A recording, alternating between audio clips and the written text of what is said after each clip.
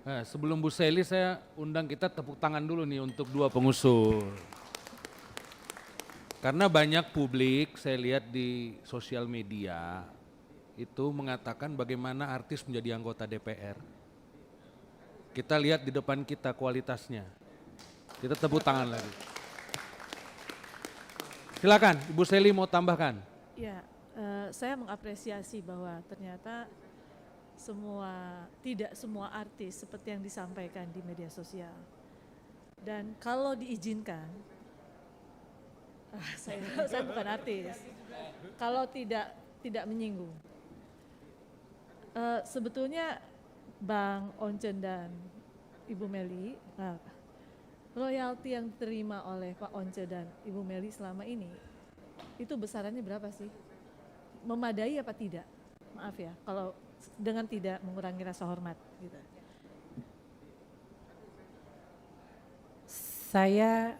Mau Bapak dulu deh. Tar. Persoalan ada lagi? Jam 3, boleh. Singkat-singkat tapi jangan Pancasila lagi 5. Enggak. 5 tapi kecil-kecil. Sila pertama aja Pak, ya kan? Tapi dari yang 5 itu tadi belum dijawab semua, tapi nanti mungkin Nanti ke kan depan kita akan dijawab. pembahasan, ya. Saya begini aja Pak Once, saya kemarin duduk di Kuala Lumpur 2 hari yang lalu. Makan di restoran, semua lagu yang diputar di sana itu lagu-lagu Indonesia Pak. Saya sampai panggil kok tuh waitersnya saya tanya, Anda ngerti nggak lagu Indonesia ini? Karena berbeda kalau kita dengar lagu Malaysia Pak. Kalau lagu Malaysia kita kan ada sedikit 1-2 kata yang mungkin kurang pas di kita. Saya tanya, benar-benar saya panggil Pak. Dan mereka mengatakan mereka mengerti penuh dan bahkan sangat entertain. Jadi mereka merasa sangat terhibur dengan lagu-lagu Indonesia. Apa yang ingin saya tekankan dalam pertanyaan saya yang berikutnya ini adalah, ini soal konsep hubungan kita dengan negara-negara lain. Sebab apa? Negara lain juga membuat aturan yang sejenis dengan ini dengan kita. Maka kita tidak sembarangan juga memutar lagu-lagu orang dari luar, memakai dengan seenaknya di sini, di Indonesia. Ya, karena itu ini penting menurut saya, juga masuk dalam bagian yang akan dimasukkan dalam undang-undang ini. Tadi kan saya belum lihat secara detail ya soal dengan negara-negara lainnya. Makasih Ketua. Makasih. Oke, udah yang tambahan udah ya. Siapa yang mau menanggapi? Bu Meli, Pak Once, yang mana dulu? Rundingan Bu Meli ya. Untuk royalti, saya kebetulan yang senang membuka royalti di Instagram saya. Karena itu juga untuk supaya semua orang tahu bahwa royalti itu bukan seperti gaji tetap ya, yang setiap bulan dapatnya segitu. Jadi saya pernah dapat 500 juta saya pernah, tapi saya juga pernah dapat 175.000. Ya, nah itu ketika saya tanya kenapa saya dapat segitu, kenapa saya dapat 100.000, kenapa enggak 100 juta, itu tidak dapat datanya secara akurat. Begitupun bulan sebaliknya, kenapa saya dapat 100 juta, kenapa enggak 10.000, itu juga saya enggak dapat data yang akurat. Lalu saya boleh menambahkan tadi mengenai soal Malaysia, betul lagu Indonesia itu sangat besar di Malaysia, tapi sayangnya saya sebagai pencipta lagu, saya pernah 2 kali ke pending untuk royaltinya. Dan saya pernah menjadi royalti yang terbesar, lebih besar dari Yovie Widianto, yang padahal Mas Yovie itu lagunya seperti yang kita tahu semua ya, nggak ada lagu beliau yang nggak hits. Tapi kenapa ternyata royalti saya lebih besar? Ternyata setelah diungkap royalti saya tuh besar karena hits di luar negeri, di Malaysia dan di Singapura dan di Brunei. Artinya rate di luar Indonesia itu besar. Salah satu platform yang sekarang besar di Indonesia itu kita cuma 0,5 perak Pak per streaming. Lagu Korea itu 10 perak.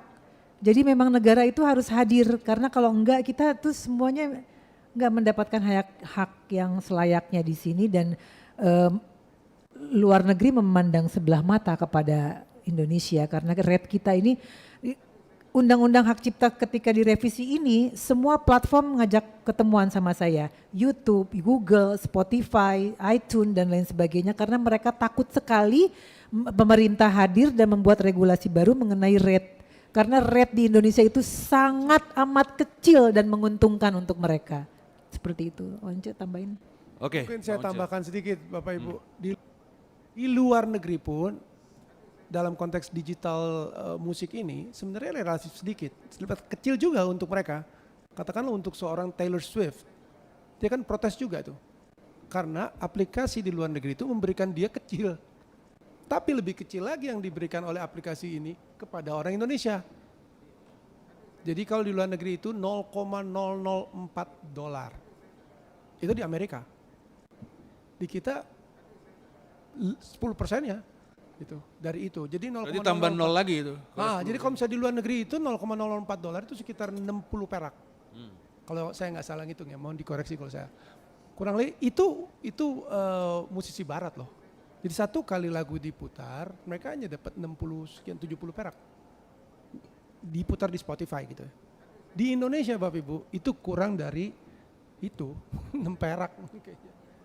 Kalau mungkin bisa dirupiahkan ya. Angka ini pun kita nggak bisa dengan mudah tahu karena orang di luar itu bilang musik digitalnya dengan perhitungannya aduh seperti mitos gitu. Bagaimana ngitungnya dan sebagainya. Sangat rumit, sangat rumit.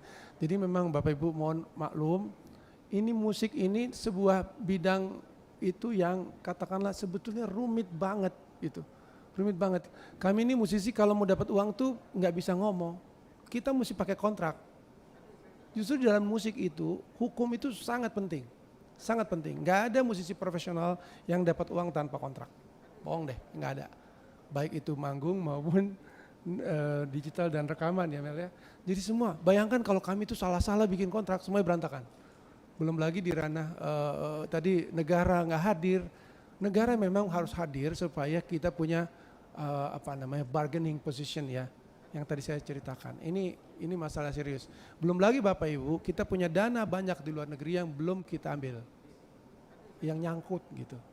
Harusnya kita ini menerapkan prinsip yang sebenarnya sejak tahun 1912 pun, outer sweat itu zaman hak cipta pertama hadir di Indonesia, belum Indonesia saat itu. Prinsip-prinsip Berne Convention itu sudah diterapkan. Berne Convention Bapak Ibu itu dari 1886 ya. 1886 kemudian direvisi 1906, direvisi lagi, diperkembangkan lagi 1928 dan sebagainya. Di Indonesia lahir 1912, konteksnya masih tulisan ya, belum ada rekaman. Tapi prinsip-prinsipnya hampir sama Bapak Ibu. Prinsipnya adalah bahwa perlakuan yang sama itu untuk produk dalam negeri dan produk luar negeri sama. Namanya national treatment.